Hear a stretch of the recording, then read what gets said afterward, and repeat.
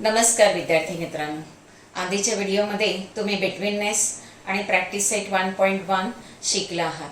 त्याचबरोबर maths part 1 मध्ये सेट्सवर आधारित union of sets, intersection of set हेही तुम्ही शिकला आहात. तर ह्याचाच वापर करून आज आपण सेगमेंट, रे आणि लाईन डिस्क्राईब करणार आहोत. तर प्रथम बघूया आपण सेगमेंट ए बी. इथे मी सेगमेंट ए बी ड्रॉ केलेला आहे आणि त्याचंच नाव आपण सेग ए बी किंवा सेग बी ए शॉर्टमध्ये लिहू शकतो. त्याचबरोबर पॉईंट ए आणि पॉईंट बी हे दोन्ही टोकाकडचे पॉईंट्स आहेत, म्हणून त्यांना एंड पॉईंट्स असं म्हणतात. म्हणजेच ही सेगमेंट दोन्ही टोकाकडे डिफायनाईट आहे आणि त्याची डेफिनेशन सेटच्या आधारे कशी लिहिणार आहोत. The union of set of point A, point B and all the points between A and B. आणि बिटवीननेस तुम्ही शिकला आहात, मग त्याचा आधार घेऊन पण आपण असं लिहू शकतो the set of union of point A, point B and point A dash P dash B where P is any point between A and B. अशा प्रकारे तुम्ही डेफिनेशन सेगमेंट ए बीची सेटच्या आधारे लिहू शकता. त्याचबरोबर the distance between any two points, that is distance between A and B is equal to length of AB and it is written as simply AB. Now this length AB is equal to distance AB is equal to AB. Second आपण पाहतोय रे AB. आता ही रे AB एका टोकाकडे point A कडे ती खंडित आहे किंवा end point आहे आणि त्यालाच आपण ओरिजिन असेही म्हणतो, म्हणजे डिफायनाईट आहे. आणि दुसऱ्या टोकाकडे ॲरो दाखवलाय म्हणजे ती इनडिफायनाईट आहे. याची डेफिनेशन सेटच्या आधारे कशी लिहिणार. तर suppose A and B are two distinct points, then the union set of all points on seg A B, seg A B वरचे सर्व points and P, point P such that A dash B dash P is called as ray A B. म्हणजे seg A B वरचे सर्व पॉईंट्स येणार आणि A dash B dash P म्हणजे B नंतर येणारे सर्व पॉईंट्स हे रे ए बी वरती आहेत. आणि रेचं नाव वाचताना नेहमी सुरुवातीला एंड पॉईंट किंवा ओरिजिन आधी घ्यायचं आहे. त्यानंतरची थर्ड आहे लाईन ए बी. इथे लाईन ए बी किंवा लाईन बी ए म्हणू शकता किंवा वन लेटर नेम द्यायचं असेल तर एका टोकाकडे ॲरोकडे आपण स्मॉल लेटर लिहिलेलं आहे लाईन एम. आता ह्या लाईनची डेफिनेशन सेटच्या आधारे कशी लिहायची. The union set of points on ray A B, ray A B वरचे सर्व points and also the points on its opposite ray is called as line A B. म्हणजेच the union set of points on ray A B वरचे सर्व points आणि रे ए बीचा opposite ray कोणता आहे तर विरुद्ध दिशेने काढलेला, अपोजिट डिरेक्शनने काढलेला हा रे ए पी आहे. तर रे ए बी वरचे सर्व पॉईंट्स आणि रे ए पी वरचे सर्व पॉईंट्स ह्याच्या युनियनला आपण लाईन ए बी असे म्हणतो. Next congruent segments. येथे मी सेगमेंट ए बी आणि सेग सी डी ड्रॉ केलेला आहे आणि जर सेग ए बीची लेंथ सेग सी डी एवढी असेल तर हे दोन्ही सेगमेंट्स कॉन्ग्रुएंट असतात. इथे मी सेग ए बी आणि सेग सी डीची लेंथ इक्वल काढलेली आहे 14 सेंटीमीटर, एक्झॅक्ट 14 सेंटीमीटर काढलेली आहे. Therefore seg AB congruent seg CD because their lengths are equal. Now properties of congruent segments. There are three properties. Reflexivity. Each segment is congruent to itself, that is seg AB congruent seg AB. Segment असू द्या किंवा कोणताही element हा स्वतःशी congruent असतो. Symmetry. If seg A B congruent seg C D then seg C D congruent seg A B. Obviously seg A B congruent seg C D असेल तेव्हा दोघांचीही लेंथ इक्वल आहे, म्हणजे सी डी हा ए बीशी पण कॉन्ग्रुएंट आहे. Transitivity. If seg A B congruent seg C D and seg CD congruent seg EF, then seg AB is congruent to seg EF. तिघांच्याही length equal होतात. त्यानंतर नेक्स्ट पॉइंट आहे midpoint of a segment. इथे M हा सेग ए बीचा mid point आहे असं कधी म्हणू शकतो आपण जर a dash m dash b and seg ab, seg am congruent seg mb, then m is the midpoint of seg ab. इथे मी डेफिनेशन लिहिलेले आहे. If a dash m dash b and seg am congruent seg mb or bm, then m is the midpoint of seg ab, and every segment has a unique midpoint, only one midpoint.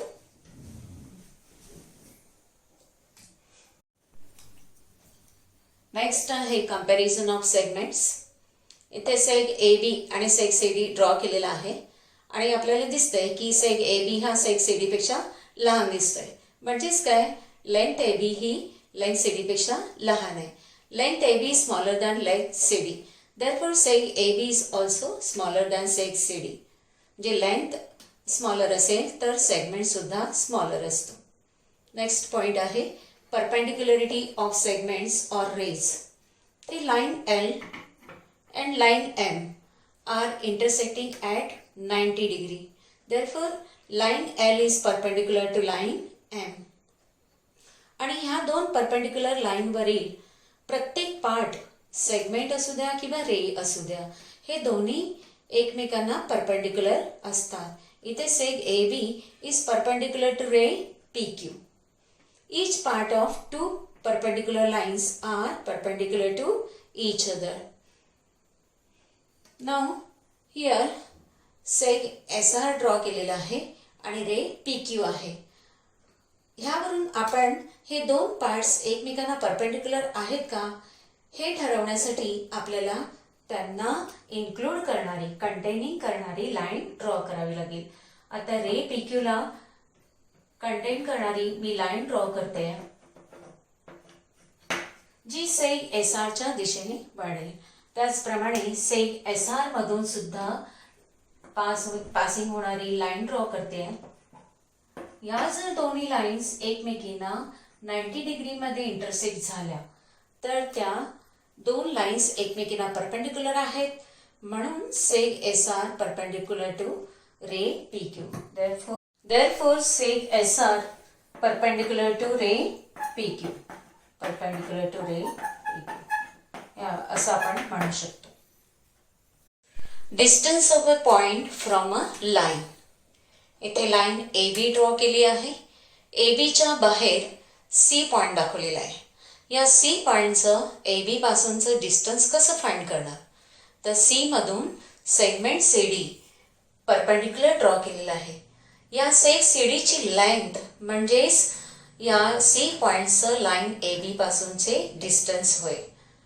इथे दिलेला आहे seg C D perpendicular to line A B, point D is on line A B, then length C D is called as the distance of point C from line A B and D is called as the foot of the perpendicular segment.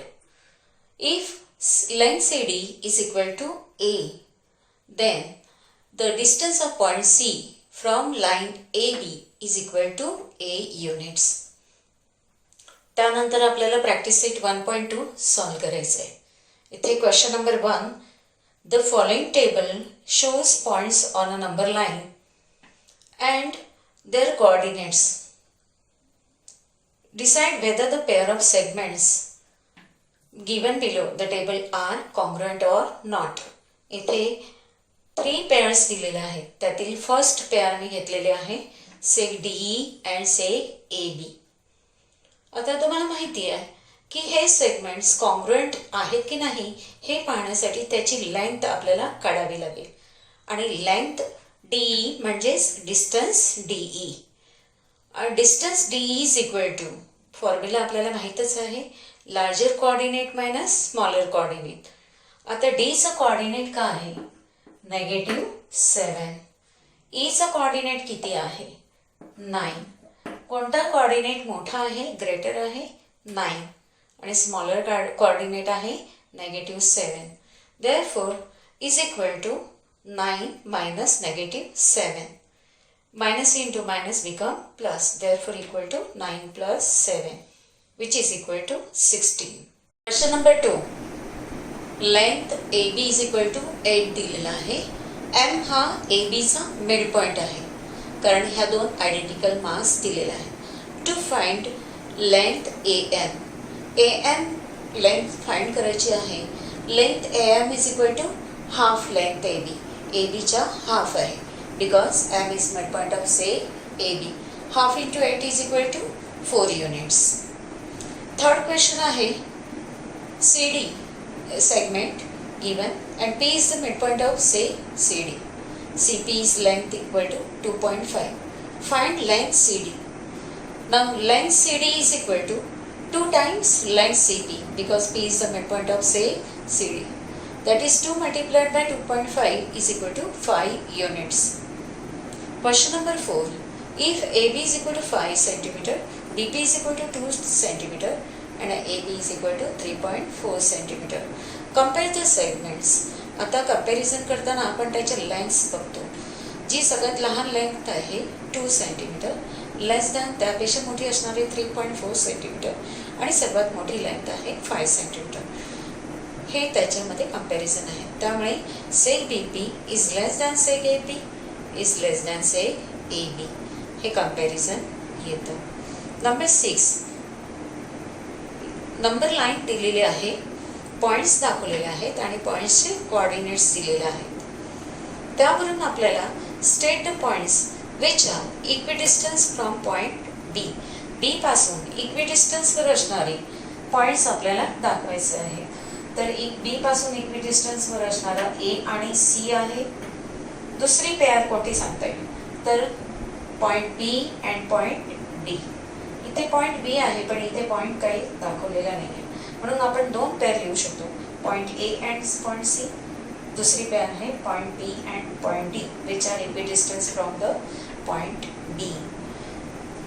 Second question आहे write a pair of points which are equidistance from point Q. Q पासून इक्विडिस्टन्सवर असणारे दोन pairs आपल्याला मिळत आहेत इथे, point L and point B U and second pair आहे point P and point R. अजून पॉईंट्स दिलेले नाही आहेत म्हणून ह्या दोन पेअर्स आपण लिहायचे आहेत. थर्ड क्वेश्चन आहे find distance U V. You आणि व्ही मधला डिस्टन्स फाइंड करायचा आहे. इथे यूचा कोऑर्डिनेट दिलेला नाही आहे. बरोबर यू हा मिड पॉईंट आहे किंवा इक्विडिस्टन्सवर आहे आर एम क्यू पासून. यूचा कोऑर्डिनेट -5 आहे आणि इथे व्हीचा कोऑर्डिनेट 5 आहे. मग distance between U and V is equal to greater coordinate minus smaller coordinate. 5 minus -5 that is equal to 5 plus 5 is equal to 10 units. Distance PC. D आणि C मधला distance find करायचं आहे. Distance PC is equal to greater coordinate minus smaller coordinate. 4 minus -2. 4 plus 2 is equal to 6 units. Then distance VB. VB is equal to distance VB greater coordinate minus smaller coordinate. 5 minus 2 is equal to 3 units. Distance UL. Distance UL is equal to इथे L चा coordinate नाही आहे तो आपण इथे असणार आहे -3. -3 is greater than -5 कारण तो -3 हा राईट साइड आहे. मग -3 minus -5 is equal to -3 plus 5 is equal to 2 units. तर हा क्वेश्चन तुम्ही होमवर्कसाठी सोडवायचा आहे. क्वेश्चन नंबर 5 पाहूया. क्वेश्चन नंबर 5 एक लाईन दिलेली आहे आणि लाईनवरती हे पॉईंट्स दाखवले TSRPQ. ह्यावर आधारित आपल्याला 7 सब क्वेश्चन्स विचारलेले आहेत. फर्स्ट आहे write the name of the opposite ray of ray RP. आता इथे रे RP पिंक कलरने दाखवलेला आहे. त्याचा बरोबर अपोजिट रे म्हणजेच कॉमन एंड पॉईंट पाहिजे आणि अपोजिट डिरेक्शनला घ्यायचा आहे. ग्रीन कलरचा दाखवलेला रे RS किंवा रे RT हा अपोजिट रे आहे म्हणून इथे आन्सर आहे रे RT और रे RS सेम आहे. सेकंड आहे right the intersection set of ray PQ and ray RP. Ray PQ तो ह्या डिरेक्शनने जाणारा आणि रे RP म्हणजे हा इथून आर पासून स्टार्ट होणारा हा इंटरसेक्शन म्हणजेच या दोघांमध्ये कॉमन येणारा पार्ट. आता हा सेगमेंट आर पी जो आहे तो रे पी क्यू मध्ये येत नाही, मात्र पुढचा सर्व भाग हा कॉमन आहे. म्हणून इथे इंटरसेक्शन मध्ये दोघांच्याही रे पी क्यू हा इंटरसेक्शन आहे. Ray P Q. थर्ड आहे right the union set of ray P Q and ray Q R. Union set म्हणजे काय, तर रे पी क्यू वरील सर्व पॉइंट्स आणि रे क्यू आर वरील सर्व पॉइंट्स, म्हणजेच या लाईनवरील सर्व पॉइंट्स आपल्याला यांच्या युनियनमध्ये मिळतील. म्हणजे लाईन पी क्यू म्हणा किंवा line R Q. Line P Q हा युनियन सेट होईल. फोर्थ आहे state the rays of which say Q R is a subset. Q R हा सबसेट होण्यासाठी म्हणजे तो त्या रेमध्ये आला पाहिजे पार्ट. तर सेगमेंट क्यू आर हा जो पार्ट आहे तो कोणकोणत्या रेजमध्ये येईल, तर रे क्यू ह्या डिरेक्शनने होणार. रे क्यू पासून स्टार्ट होणार. रे क्यू पी म्हणा, ray Q R, ray Q S किंवा रे क्यू टी. सेम नाव आहे रे क्यू पी. आणि त्याचबरोबर ह्या डिरेक्शनने येणारा ray T Q, ray S Q किंवा रे आर क्यू. त्याचे आन्सर्स तुम्ही इथे लिहिणार आहात. रे क्यू पी, त्याचप्रमाणे ray T Q, ray S Q and ray R Q. Fifth आहे right the pair of opposite rays with common end point R. R हा common end point असणारा opposite raise लिहायचे आहेत, म्हणजे दोन्ही opposite डिरेक्शनला असणारे रे R Q आणि ह्या डिरेक्शनने असणारा ray R T. Ray R Q and ray R T. Number 6 आहे right any two rays with common end point S. S हा कॉमन एंड पॉइंट असणारा दोन रेज लिहायचे आहेत, म्हणजे रे एस आर आणि ray S T. Ray S R and ray S T हे दोन्ही ऑपोजिट रेज आहेत. Right the intersection set of ray S P and ray S T. Intersection set लिहायचं आहे ray S P and ray S T. या दोघांमध्ये intersection असणारा common असणारा हा पॉइंट एस आहे. म्हणजे दोन अपोजिट रेजचा इंटरसेक्शन हा त्याचा एंड पॉइंट किंवा कॉमन एंड पॉइंट आहे. Point S. विद्यार्थ्यांनो इथे प्रॅक्टिस सेट 1.2 संपलेला आहे. नेक्स्ट पार्ट आपण पुढच्या व्हिडिओमध्ये पाहूया.